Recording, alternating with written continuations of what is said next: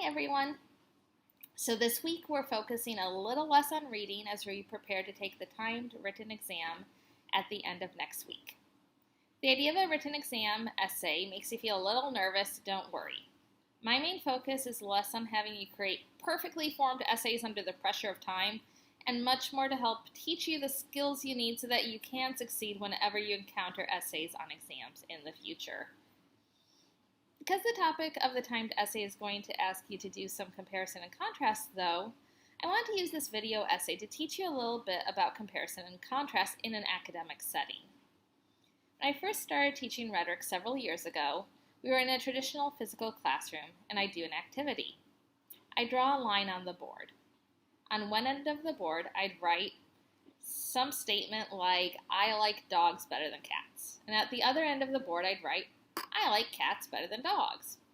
I then asked students to line up across the line based on where they felt they most agreed. If they strongly agreed with the pro-dog statement, they'd be at a far end. If they strongly agreed with the pro-cat statement, they'd be at the other far end. And if they didn't really agree or disagree with either, they'd be right in the middle. I'd then go down the line and ask a few students to share why they chose to stand where they stood. What was interesting was that students who were standing in the exact same spot might be doing so for different reasons. One student might be at the far end of, I like dogs better than cats because they really love their dog and had never had a cat. One student might be allergic to cats. Another student might be afraid of cats. Similarly, even though they ended up on the other end of the spectrum, someone who said that they preferred cats could be doing so for similar reasons. Personal experience with cats, allergic reactions to dogs, or fear of dogs.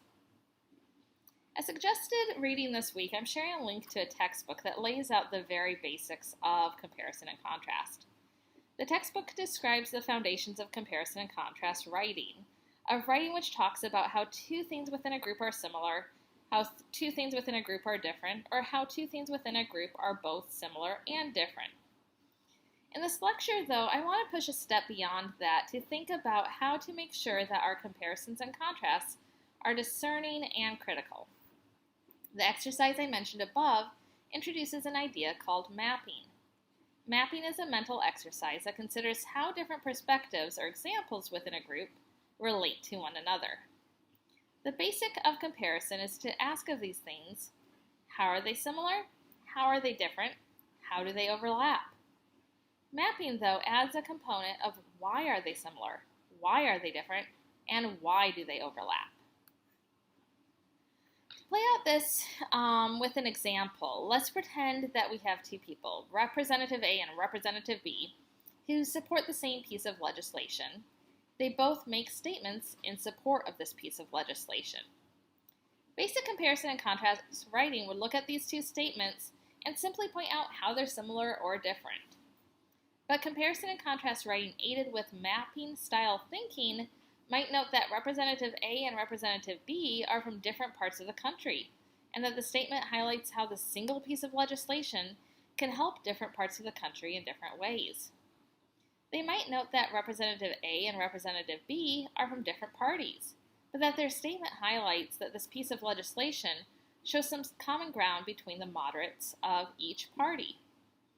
They might note that Representative A comes from a working class background and that Representative B comes from a wealthy family, and that although they both share the same point of view, their writing shows that the different backgrounds shape why and how they've come, each of them, to their points of view, and why those points of view have a few key differences. To move closer to the specifics of what we've been discussing this week, we could even think of intersectionality as a kind of mapping. Looking at how multiple identities overlap so that although, say, most women share some experiences, Black women and Latina women and white women are all going to have different experiences of womanhood in America because of their cultural and racial and perhaps immigration differences. For another example, LGBT plus people have things in common, but gay men have different experiences in society and even within the LGBT plus community than lesbian women. Next week, I'm going to share some tips for succeeding on the written exam, as well as some suggestions for how best to organize a response to comparison-contrast prompt. This week, though, I'm going to ask you to practice comparison and contrast with a few different things in both Wednesday's practice activity and Sunday's response to Janelle Monáe's film, Dirty Computer. As always, reach out if you have questions, and I'm here to help.